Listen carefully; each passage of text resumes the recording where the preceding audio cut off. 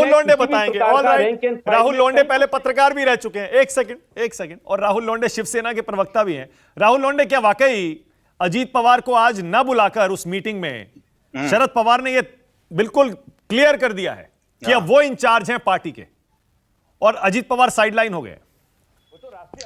देखिए मानस जी अभी श्रीवास्तव साहब ने अजीत पवार का पूरा राजकीय जीवन यहाँ पे बताया कि 1982 से 1982 से अजीत पवार कितने महत्वपूर्ण नेता इस महाराष्ट्र में उनके पार्टी के, मतलब वो सांसद थे, विधायक थे, वो अपोजिशन लीडर है, वो डेप्यूटी चीफ मिनिस्टर थे, वो अर्थ मंत्री थे। मतलब इतना बड़ा नेता अगर पिछले 40 साल से अपने पार्टी के लिए काम कर रहा है और आज मुंबई के घाटकोपर विभाग में पार्टी का एक बड़ा अधिवेशन हो रहा है, 2-3 हजार कार्यकर्ता वहां पे आए हैं। मुंबई जितनी है, थाना जितना है, मुंबई महापालिका जितनी है, वहां पे राष्ट्रवादी का झंडा लहराना है। इतनी बड़ी सभा में अजीत पवार क्यों नहीं?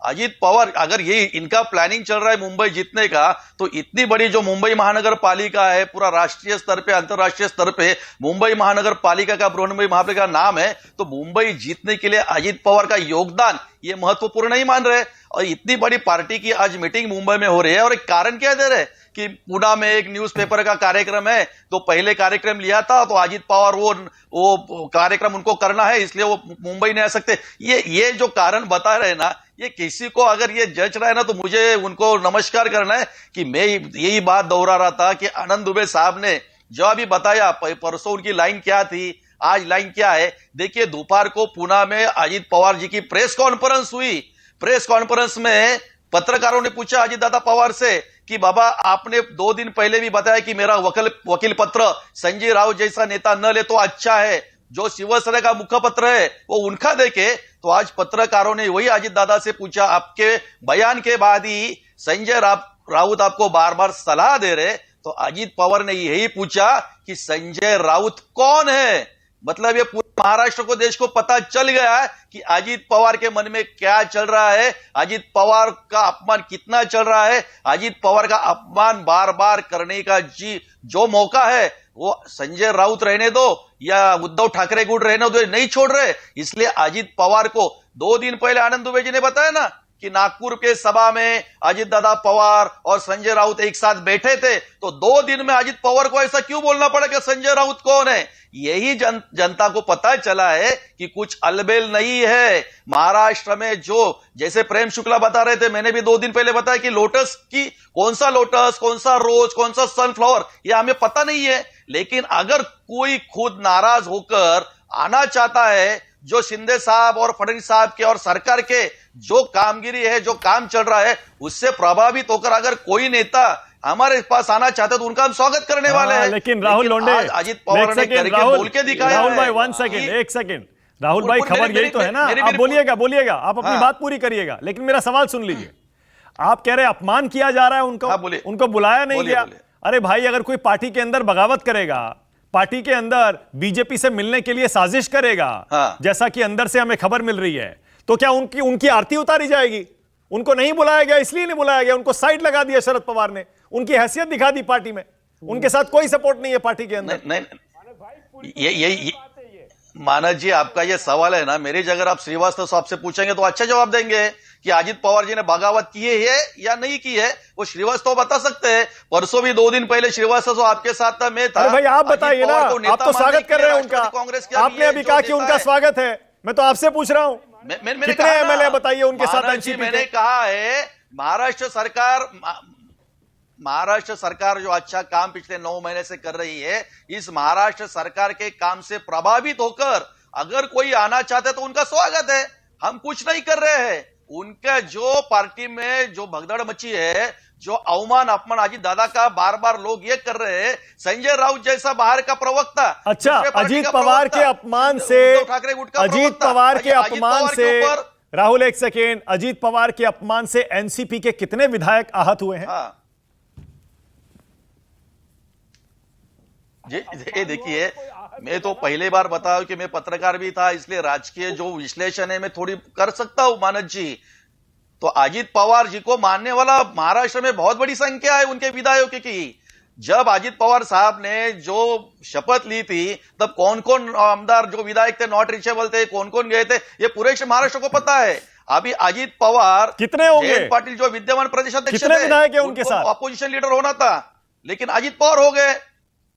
सॉरी, कितने विधायक हैं अजित पवार के साथ एनसीपी में, जो बीजेपी के साथ या आपके साथ आना चाहते हैं, आ सकते हैं?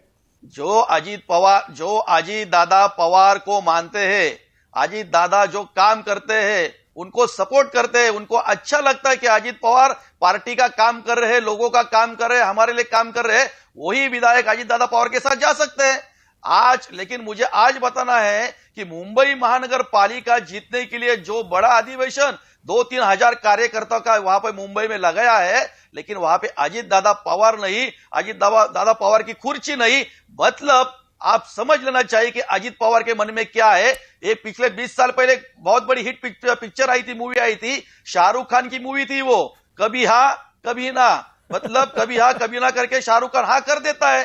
वैसा ही भी अभी महाराष्ट्र के राजनीति में अजित दादा पवार का मुझे लगता है वही चल रहा है, कभी हाँ कभी ना। लेकिन शरद पवार ने अब एक्शन ले लिया, अब शरद पवार ने कंट्रोल कर लिया है। खबर ये आ रही है राहुल लोंडे, अब एनसीपी में अजित पवार के साथ ज्यादा एमएलए नहीं है। नहीं मानस भाई, शरद पवार साहब का तो कंट्रोल पहले दिन से, वो राष्ट्रीय अध्यक्ष हैं हमारी राष्ट्रवादी कांग्रेस ये बातें है ना। मैं तो शिवसेना पार्टी का प्रवक्ता हूं, मैं बता सकता हूं कि शिंदे साहब के साथ 40 विधायक है, 50 विधायक कल भी है, आज भी, कल और परसों भी रहने वाले। जब तक शिंदे साहब पार्टी का नेतृत्व करे तब तक विधायक सांसद सब रहने वाले। वैसे ही श्रीवास्तव साहब पूरे 100% अगर कहेंगे कि अजित पवार के साथ कोई विधायक नहीं है तो मैं मान सकता हूं कि पार्टी के प्रवक्ता तो श्रीवास्तव ब्रिजमोहन जी राहुल लोंडे का स्वागत कर रहे हैं। वो कह रहे हैं अगर राहुल लोंडे कह रहे हैं अगर अजित पवार आना चाहे उनका स्वागत है, और उनके साथ बहुत सारे विधायक हैं। ब्रिजमोहन जी, मैंने तो कहा भी ना, वो 126 विधायकों के नेता हैं हाउस में, रिकॉर्ड पे है। इसको कौन डिनाई कर सकता है? क्या इसको राहुल भाई डिनाई कर सकते हैं? कोई डिनाई कर सकता है इस बात को? वो तो 126 लोगों के नेता हैं, रिकॉर्ड पे है।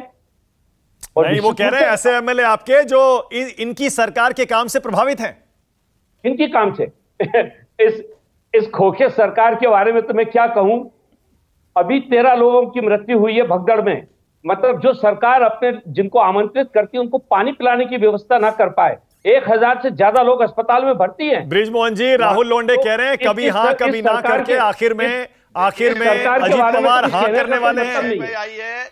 आप अजित पवार को नेता, अजित पवार 126 विधायकों का नेता है, लेकिन अजित पवार को आप नेता मानते हैं या नहीं मानते? बताइए महाराष्ट्र नहीं मानते, देश को बताइए। बिल्कुल मानते हैं, 100% क्यों पूरी तौर से मानती है। मुंबई जैसी महापालिका जीतने आपको अगर, तो अजित पवार का योगदान आपको सही लगता है या नहीं लगता है महत्वपूर्ण मुंबई के मीटिंग में? वो भी बताइए ना कि पार्टी शरद पवार बोल देते थे कि पुणे का कार्यक्रम कैंसिल करो, रद्द करो और मुंबई की मीटिंग अटेंड करो। ये शरद पवार जी ने क्यों नहीं कहा अजित पवार से?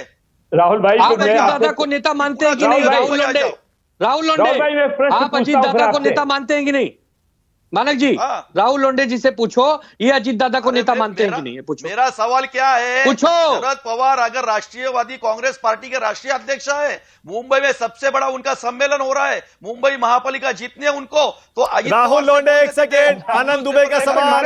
राहुल लोंडे 1 सेकेंड, 1 सेकेंड, आनंद दुबे का सवाल। क्या आप अजित पवार को नेता मानते हैं? आनंद दुबे पूछ रहे हैं, राहुल लोंडे बोलिए।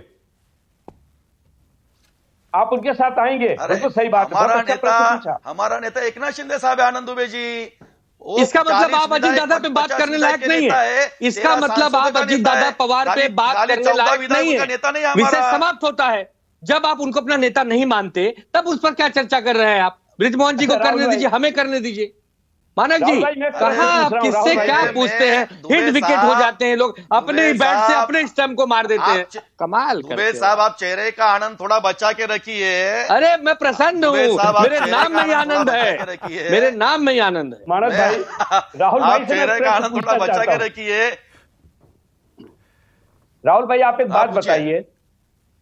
आदरणीय एकनाथ शिंदे साहब 23 सितंबर 2022 को अकेले जाकर देश के गृह मंत्री से मिलते चुपचाप, तो क्या उन्होंने देवेंद्र फडणवीस को नेता मानने से मना कर दिया था? क्या देवेंद्र फडणवीस जी की कोई हैसियत नहीं है एकनाथ शिंदे साहब के सामने? क्योंकि वो तो अकेले जाके मिले, उनको तो साथ लेके जाना चाहिए था। उनकी कुर्सी कहां थी? राहुल लोंडे बोलिए। देवेंद्र फडणवीस साहब की कुर्सी नहीं, अमित शाह साहब के कोठी पे और अकेले अकेले जाके मिल रहे हैं। मतलब देवेंद्र फडणवीस साहब कुछ नहीं, वो महाराष्ट्र के मुख्यमंत्री है। अरे आप अजीत दादा पवार की कुर्सी पे इतने चिंतित हो, और ये डबल इंजन की सरकार है। कुर्सी कहां थी उस दिन? ये डबल इंजन की सरकार है। इस सरकार को नरेंद्र मोदी साहब और अमित शाह का भी पूरा समर्थन है। अरे भाई साहब जवाब नहीं दे रहे हैं। जो महाराष्ट्र में चल रही ना, ये डबल इंजन की सरकार, डबल इंजन की सरकार ने 13 लोगों की अगर मृत्यु आप हो बात गई, करें दिल्ली की, 1000 लोग तो भर्ती दिल्ली हैं का दौरा अस्पताल उनका में। था। दिल्ली का दौरा एकनाथ शिंदे साहब का था। तो कहां 3 इंजन है मानव जी, 3 इंजन है। महाराष्ट्र एक इंजन में तो महाराष्ट्र कर्नाटक का जब मसला था नहीं है, दोनों साथ 3 इंजन है। आपने श्रीवास्तव साहब, मेरे पास टाइम खत्म हो रहा है। एक